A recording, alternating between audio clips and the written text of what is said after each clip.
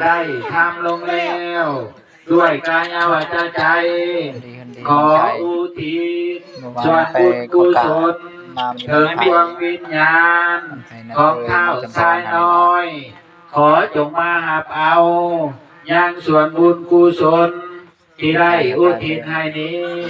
เหมือนดังตนที่ได้ทำเองนั้นเถิดสาธุอิมานิมายังพันเตบินดาปตานิ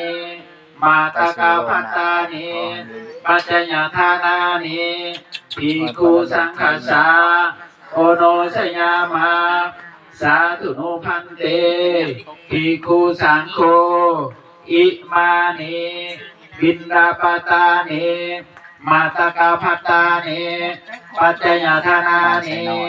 ปฏิคันหันตุอัมหากันเจวะมาตาปิตุอะทินันจาญาตากานังกาลกาตานัง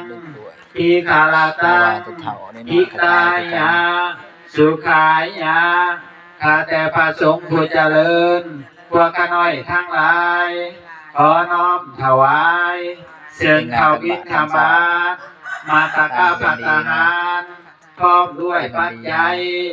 และเครื่องบริวารทั้งหลายเหล่านี้ขอถวายแก่ทานพระภิกขุสงฆ์ขอทานพระภิกขุสงฆ์จงหับคันหับแล้วขอให้เป็นประโยชน์และความสุขแก่พวกข้าน้อยทั้งหลายแก่ญาติทั้งหลายมีเท่าทรายน้อย